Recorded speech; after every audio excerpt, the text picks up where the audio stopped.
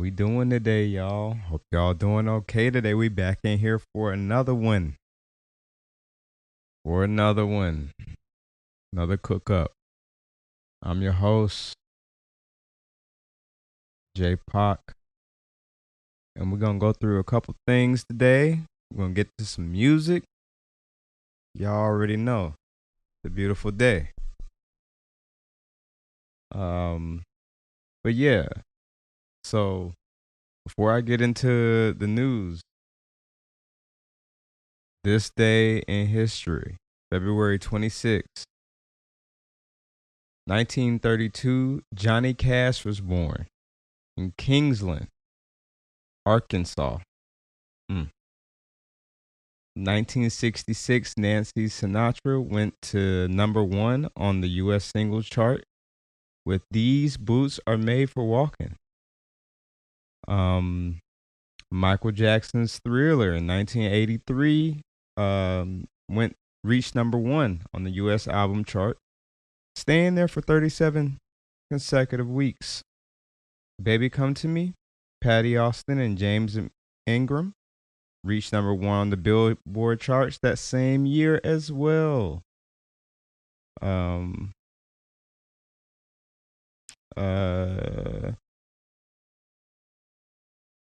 Tina Turner and Cyndi Lauper got win Grammys in 1985 this day. A lot of good stuff happening. Nappy Roots in 2002 released their debut album this February 26th. Watermelon Chicken and Grits. Everybody love Nappy Roots. Webby released today Savage Life 2 in 2008. Pete Rock in 2008 released his fourth album, New York's Finest. Yeah, a lot of great stuff happening this particular day. Shawty Low in 2008 dropped his solo album, Units in the City, with They Know and Dun Dun. So very nice. Very, very nice. A lot of stuff happening there. But let's get into some news, y'all. We got a search warrant for a jewelry store in DeKalb, connected to a multi-state organized fraud investigation that's being led by Texas. So we're gonna check that out. And then we have Rua Roman ends her bid for governor, and she starts her bid for state senate. So she's just switching up the race. We're gonna look at the details in that, because that's kind of a big deal. And then we're gonna look at day 24. What are the lawmakers doing day 24? So we're gonna get into it, y'all. Here we go. Let's get in this.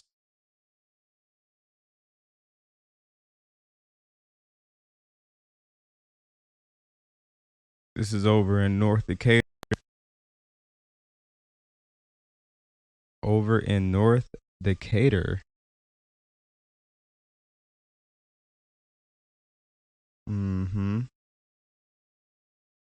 Search warrant executed at the Cab Jewelry Store as Texas authorities lead multi-state organized fraud investigation. The Collin County Sheriff's Office out of Texas said the search warrant activity in the cab is connected to fraud investigation.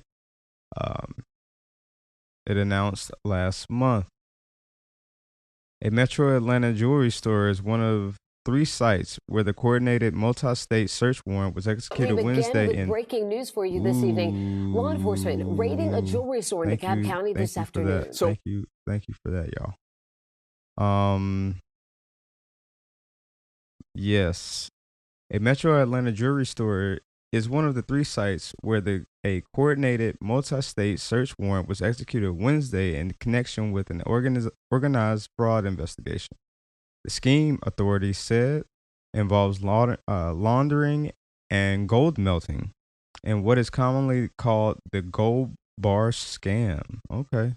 There was police activity unfolding at Milani Jewelers, which is located in a shopping center in the 700 block of DeKalb Industrial Way in DeKalb County. I used to pass by this place all the time.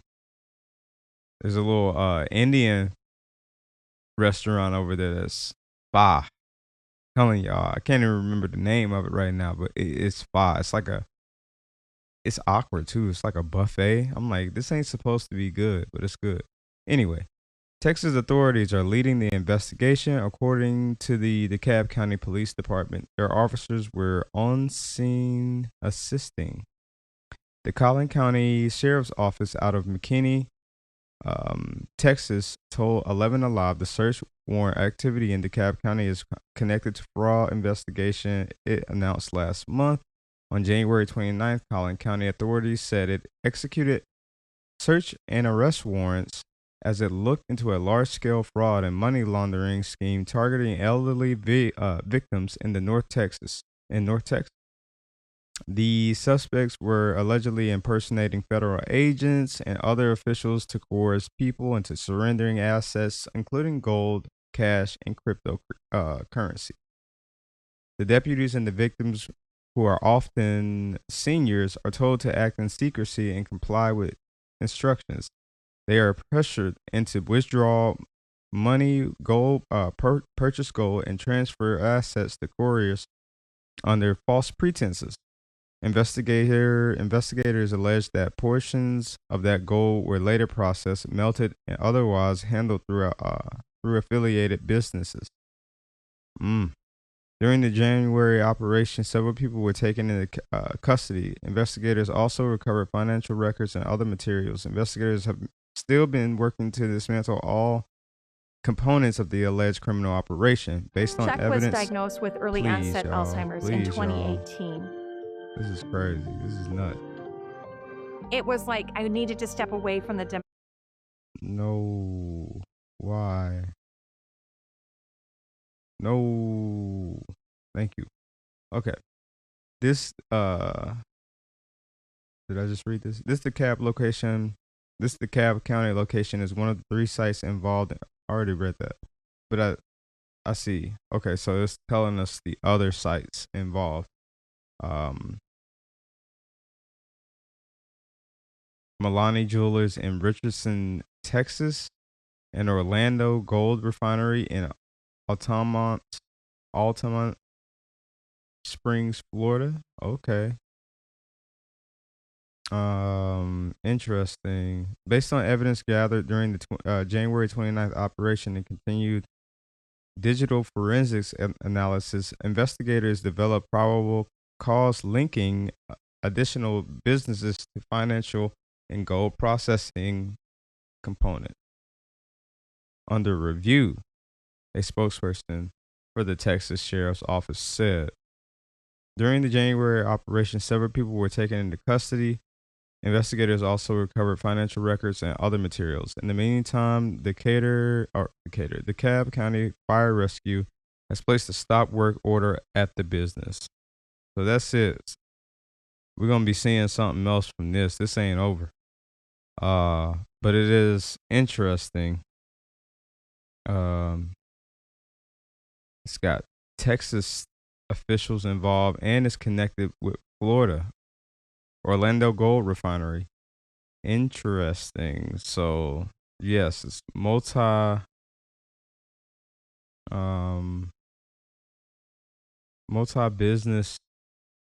multi-state search. Multi-business, multi-state.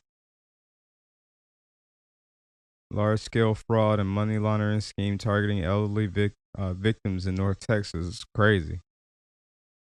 They are pressured into withdrawing money, purchasing gold, and transferring assets to couriers under false pretenses. Y'all stay clear of that. Y'all be careful on that one. That's a wild story right there. But we're going to move on. I'm going to let y'all know, make sure y'all know about that. That is wild. Ruwa Roman Rahman, probably, I don't know exactly how you pronounce, ends Georgia governor campaign to launch bid for state senate. Rahman will be qualifying for state senate District 7 and launching Georgia We Deserve in March after suspending her Georgia governor campaign, according to release. Wow. Georgia State Representative, so she's already a representative, Ruwa Rahman, announced that she would be ending her run for governor to pivot to a different office. According to a release from her team, Rahman will be qualifying for State Senate District 7 and launching Georgia We Deserve in March after suspending her Georgia governor campaign. Rahman was elected to the State House in 2022, representing a district in suburban Atlanta's Gwinnett County. Among her goals are to raise Georgia's minimum wage, reopen closed hospitals, and force corporations to divest single-family houses they have purchased. An observant Muslim who wears a headscarf, I don't know how that's relevant, Rahman said her Palestinian heritage is not a liability. My identity is a positive because you know that because of my background, I am not going to back down from a fight, she said in an article from AP. I have seen oppression firsthand. Rahman says she attended high school in a conservative Atlanta suburb and knows how to persuade Georgians. She said that attacks on her heritage and activism would just seek to distract from the real issues that are happening all around us. Rahman campaigned throughout the Peach State with a team of more than 4,000 volunteers and launched a movement. She's also planning to launch Georgia We Deserve in March. This campaign was never about me or any one person. This campaign was about showing the promise of our state and to fight for a Georgia we can afford and where we belong. In a release, okay, that's what she said in a release. That work did not begin with this campaign and will not end with our campaign. We will keep mobilizing volunteers all around the state and to hold those in power accountable and remove those who ignore us from office. Fantastic. So that's interesting.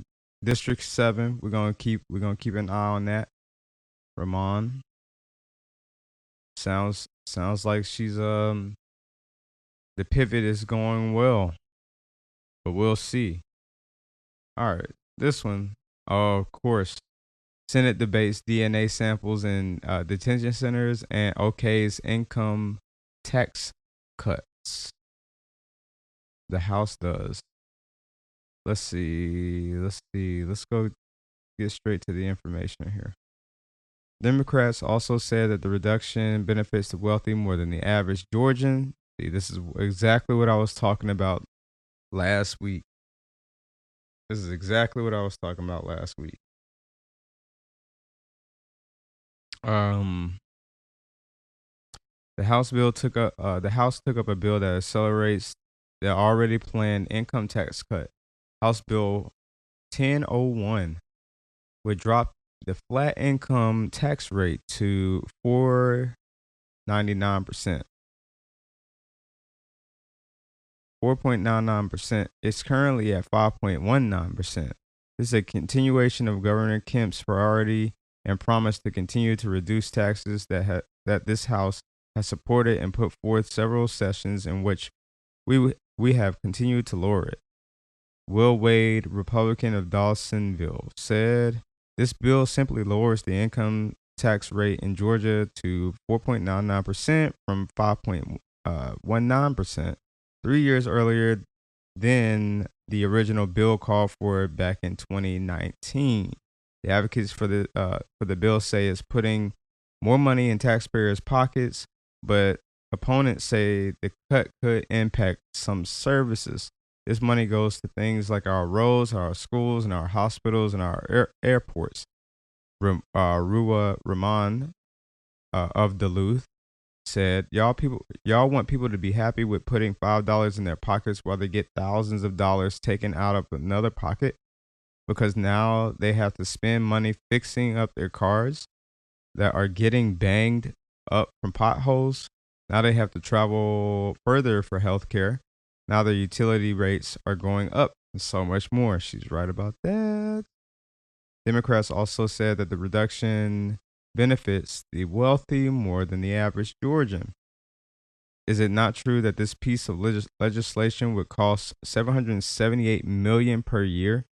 Sam Park of Lawrenceville said approximately 73%, or about $568 million out of $700 million going to Georgians who are in the top 20% with respect to income. This does not penalize Georgians, Wade said in response. This treats this as a proportional tax. If you pay $500,000 in taxes, then you're going to receive a larger dollar amount because you're already contributing more into the state's coffers. Again, it's proportional. Well, I'm not going to argue that. My dad was a math teacher. The math is the math. Ultimately, HB 1001 passed mostly along party lines, 106 to 66. This was a big deal right here because it got so much pushback. You know what I mean? A lot of these bills really don't be getting that much pushback, but this one obviously was controversial because you had 66 people that opposed it, probably mostly Democrats. After a lunch break, the House agreed to the conference committee version of the mid-year budget. The biggest change, Governor Kemp added $1.4 billion to revenue estimate to make way for new projects. The budget keeps both income and property tax rebates. Between the two relief initiatives, this body is returning $2 billion back to the citizens of our state. I don't know how true that is. That sounds crazy. And includes money for the construction of a new mental health hospital for Georgia prisoners. I don't know, man. I don't know. Sounds interesting. Sounds unnecessary, but maybe.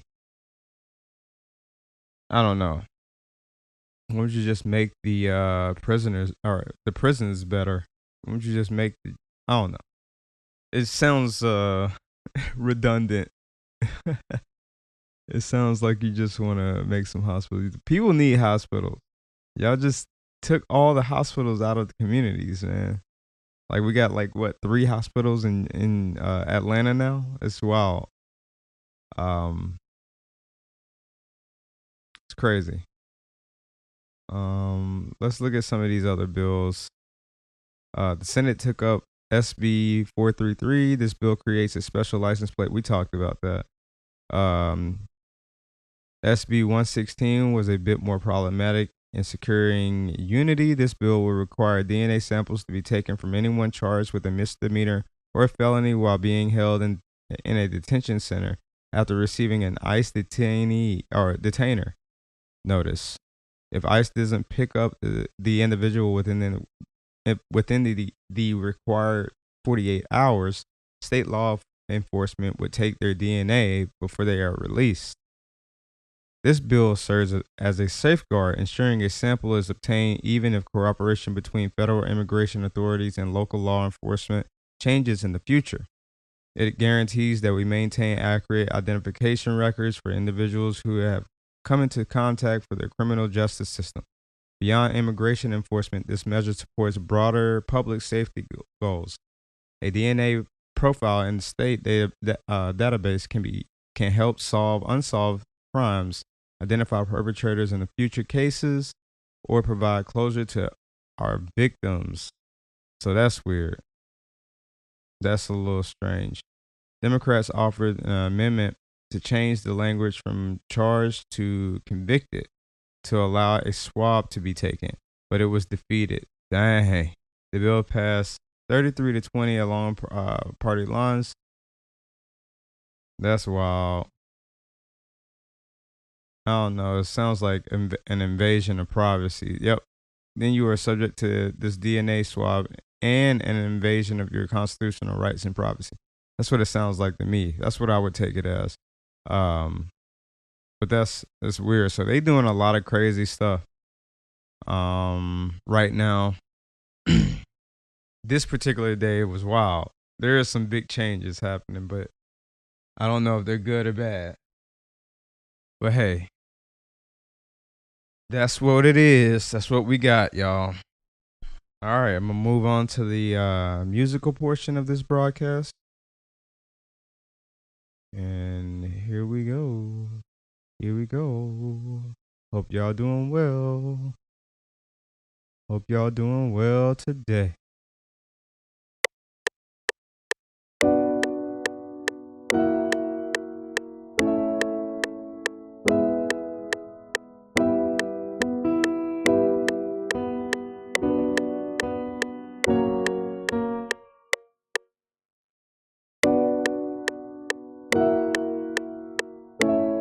Ooh, the second chord.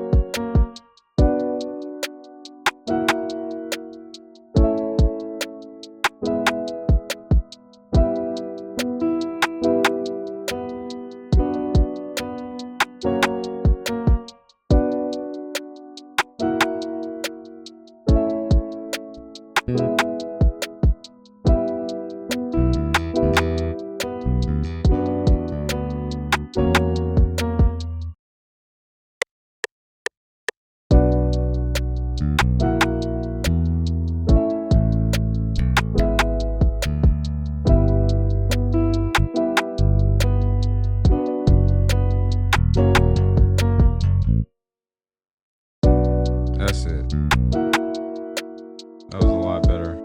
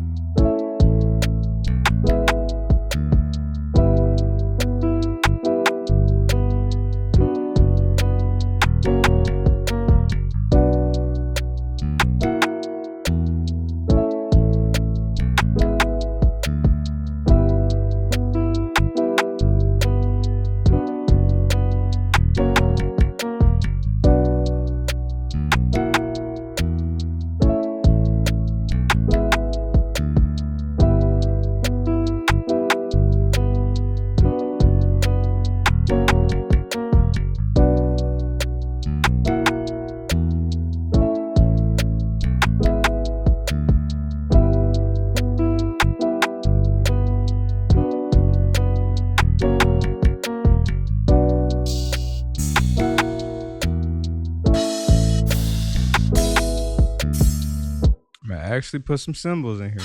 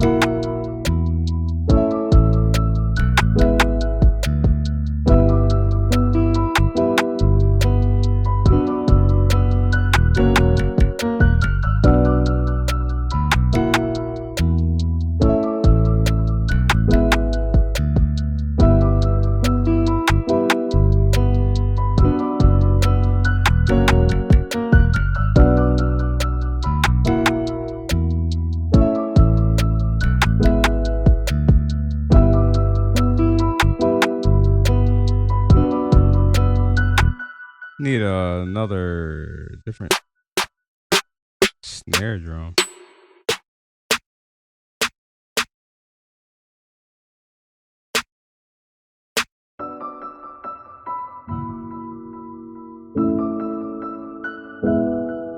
I gotta use this one right here.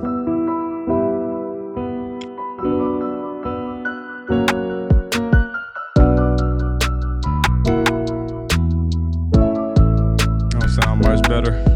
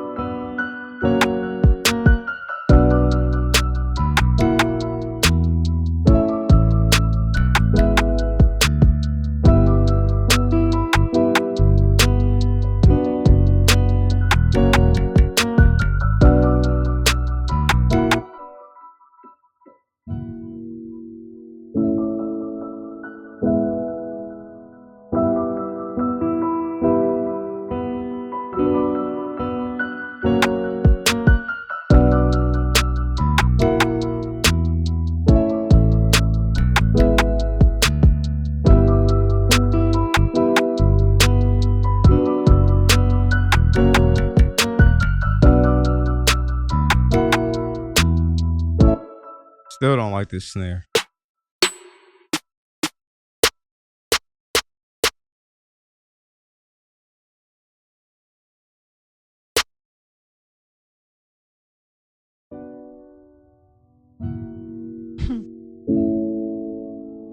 It's terrible. It's all bad.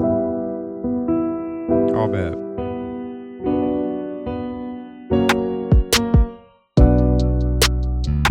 Better.